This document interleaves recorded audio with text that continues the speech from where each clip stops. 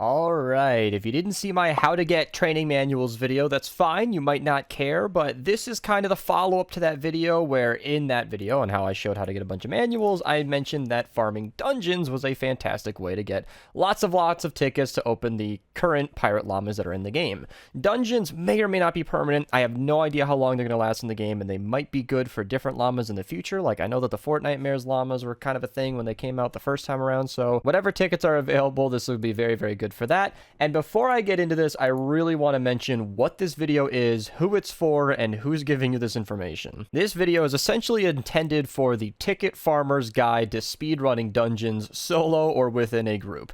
That's not going to be the title of the video, that's way too long, but the point is, I know that there are speedrunners out there that are very, very hardcore. I'll shout out Isherwood, and you can check out his Twitch in the description below, and even Tic Tac, who I think used some of his strategies and got, at the time, the world record for the Grotto speedrun. You can get very, very fast and very, very efficient with absolute, speedrunner strategies. And I'll link their channels below. I know Isherwood has some kind of spreadsheet that he's doing right now, keeping track of all the speedrunners. I don't know if that's current, but you can ask him, talk to him about it, because they are better for that. What we're talking about today is a great strategy to farm Inferno that you can do solo or with a crew to get lots of tickets very consistently. Oh, and by the way, from here on out, tickets are basically synonymous with gold because you will get lots and lots of gold for every single run that you complete, and that includes all the gold that you're going to get from all the urns and things that you loot throughout the dungeon. So now that that's out of the way, now that you know that this isn't absolutely world record strategies, this isn't meant to be the fastest way to farm dungeons, just something that's consistent and can work coming from a friend of mine. If you're in the part of the Minerva community, you know Eevoe. He's been a moderator in my streams for a little while now. He himself, with a few friends, farmed up over 100,000 tickets running this method, and he said it only took him about a couple of weeks. So let's break down his run and get into how he did that. Before we get into that, let me actually break down how many tickets we're going to be earning from these runs, because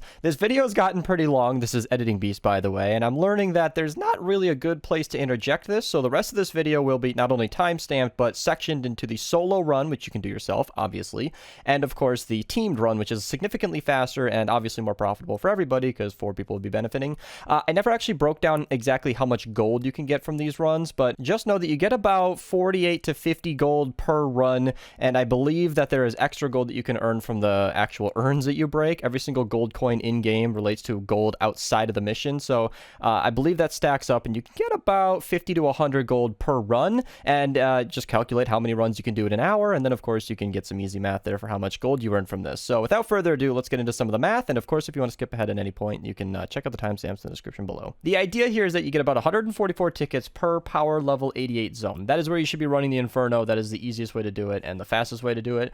And assuming you take a little bit of extra time to make sure you get all of the urns, you're going to get 100 extra tickets per run, which is definitely worth it. Even if it takes you a full minute extra to get those urns, it is worth your time, because your average goes down about 400 tickets an hour if you're only getting 100 urns every other run.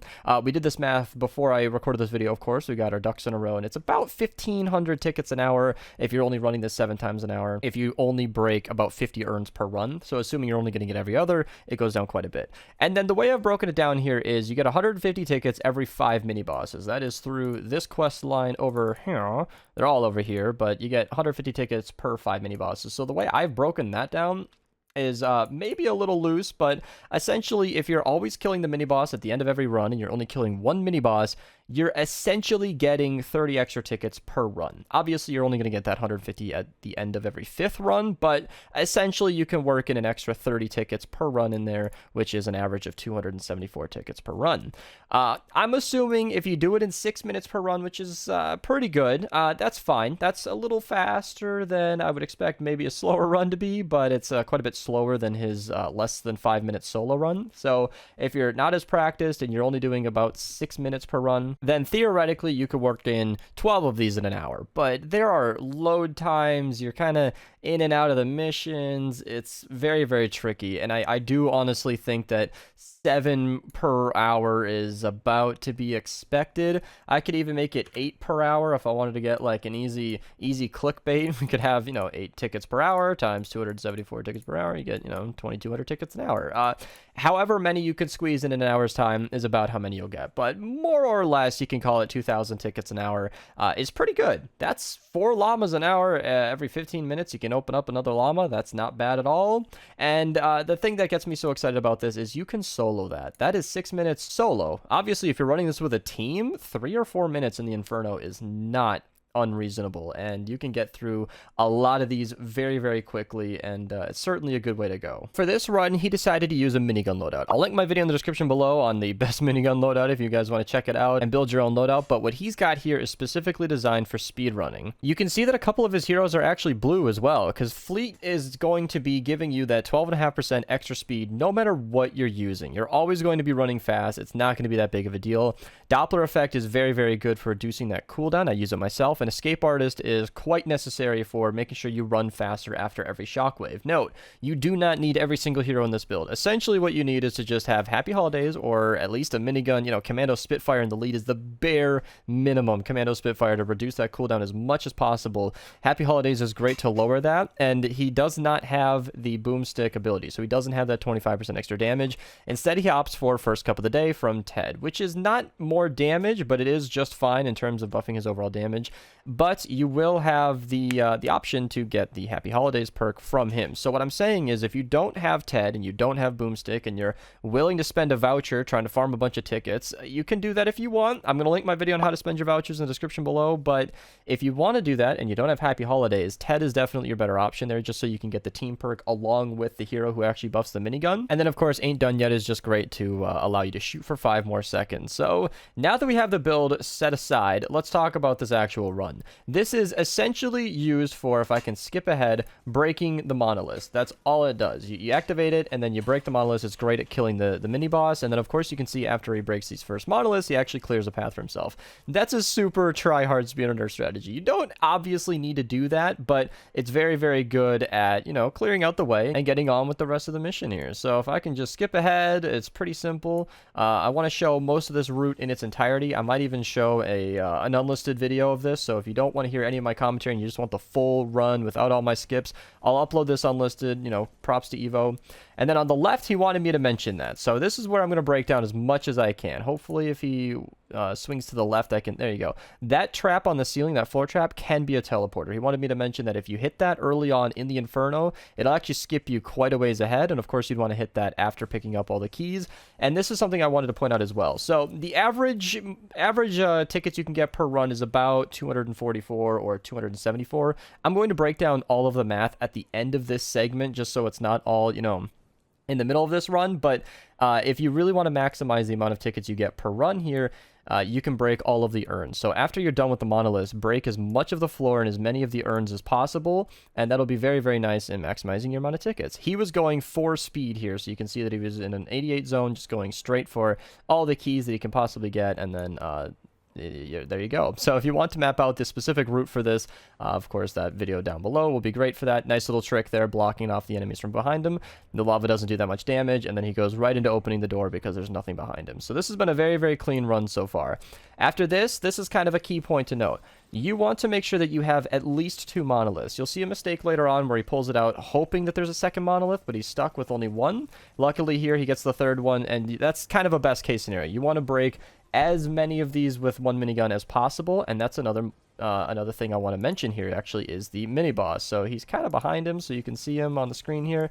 If you kill the mini bosses, which we figure is possible with 1 minigun, your average tickets per run goes up quite a bit, because the way I break it down is if every 5 runs you can get 150 tickets for 5 mini bosses, then essentially every mini boss is 30 tickets on average. That's how I think of it. Obviously, if you kill that mini boss, you're not just going to get 30 tickets, but if you have like 2 mini bosses left or anything more than, you know, 1 mini boss to kill, which you'll do at the very end, you can kill these extra mini bosses along the way, and so long as you kill the mini boss fast enough, it can actually be worth it, because 30 tickets is only about 12.3% more tickets than you'd usually get on average. So long as the time killing the mini boss is 12.3% of your run or less, you can actually profit in the long run. And assuming your total length of the run, including killing the mini boss, is 6 minutes long, you need to spend less than 44 seconds killing that mini boss in order to profit. Most of that isn't going to matter in real life. life. Nobody's going to be doing the math, and I'm sure plenty of that just went in one ear and out the other. But my point is that if you kill the mini boss, it can actually be worth it. But of course, you can skip this step as it will take quite a bit of extra time, and then just run through the rest of the dungeon. That's up to you guys. You can do whatever you want. If you're feeling that run, you want to kill the mini boss, then go for it. If you have decent weapons to finish it off, maybe a minigun won't do it in its entirety, you can do that. But just know that it's kind of 50-50 on whether or not that's worth it. So of course, after that, he just runs through here and then just continues on. That's kind of what you want to do in dungeons. And this is the first shortcut right here. I'm going to back that up just to make sure that nobody misses this. In this first room here, I don't even know what it's called. On this right, you'll see that broken down wall, and this is something he uses to get through. I think it's much faster. I don't know the exact time save here, but that is a shortcut that you can use to cut on ahead.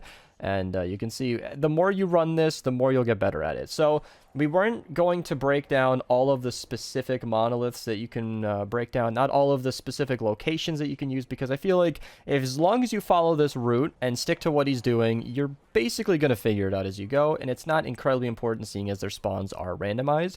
Just try to do what you're seeing here, where he sees one monolith in this room and goes, nah, screw it.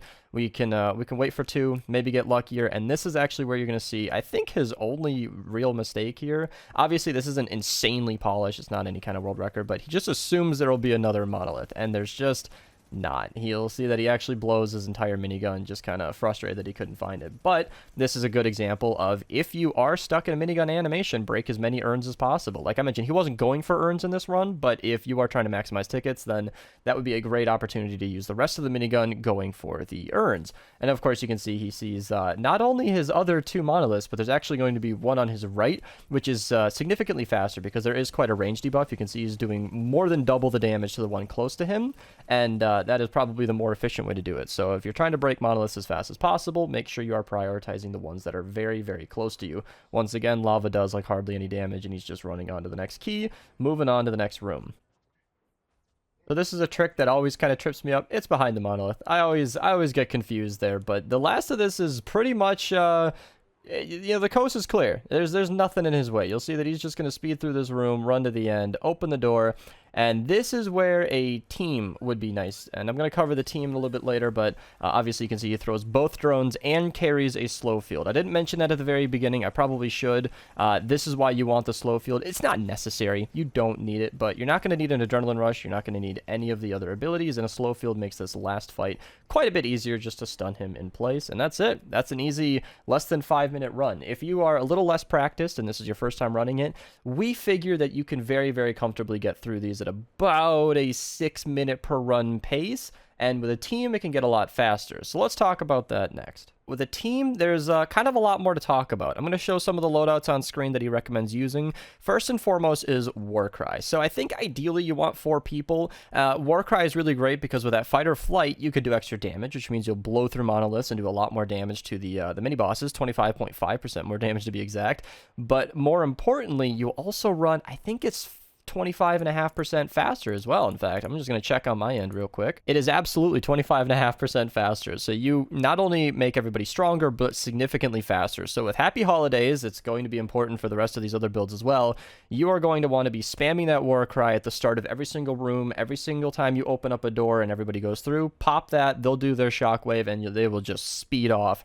Everybody's going to get going very, very quick. And then the whole build here is effectively to buff her minigun and the ability. So leadership and practice in combat are both just good in general. One makes you last longer, practice in combat, and I think leadership reduces the cooldown of the war cry on top of the Happy Holidays. So you can be a little bit more spammy with that war cry. And then it ain't done yet, going again, and first couple of the day are just minigun buffs in general, which means not only can you buff everybody's speed and damage, but you can double as a minigun user yourself, which is kind of a fantastic combo. Like I said earlier, first couple of the day is better to be replaced with Boomstick. You definitely want Diecast Jonesy in your build, but obviously, as Eevoe shows here, if you don't have him, it's no problem. And then, of course, Carbide. If you guys haven't heard about Carbide yet, then I am shocked. I talked about him in my 5 awesome dungeon loadouts, link below. Carbide bounces everywhere and is a phenomenal hero to use. Doppler Effect, Fleet, and Escape Artist are nothing new. These are just great to spam your shockwave and get you moving quick. Hand Cannons is kind of iffy. You can use Bang and Pow, although I don't think that the Raven's Bang and Pow bonus actually buffs Carbide. Carbide, so he might be bugged, and if he's not working right now, then of course hand cannons is just fine. Carbide doesn't really need any buff anyway. We're mostly just focused on giving him as many speed perks as we can to make this a great speedrunning Carbide build, where he's just optimized to go as fast as possible and do a ton of damage. Because if you haven't used Carbide before, he is effectively going to be great for monoliths, better than the minigun guys, and then fantastic for that final boss waves if you can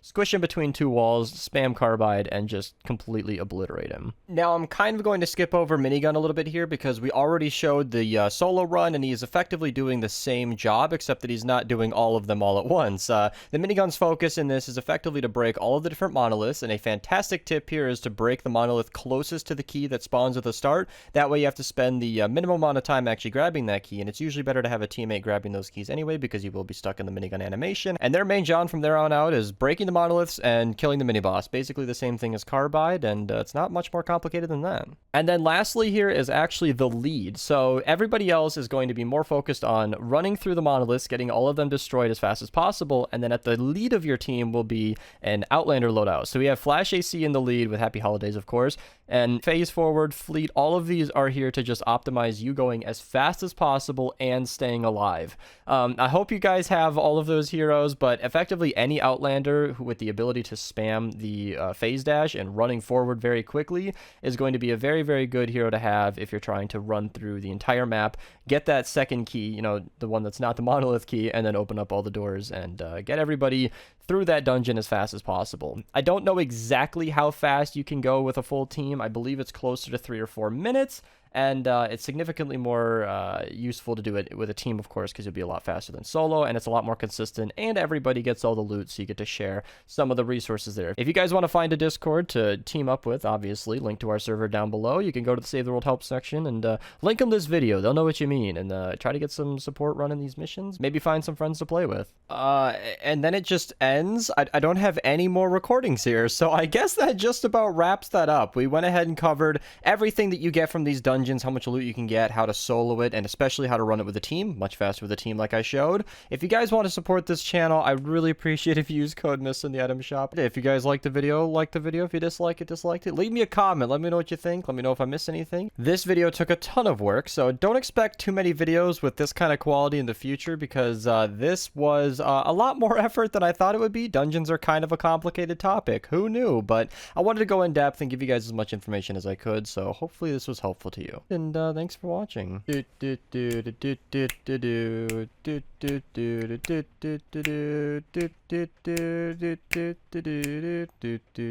then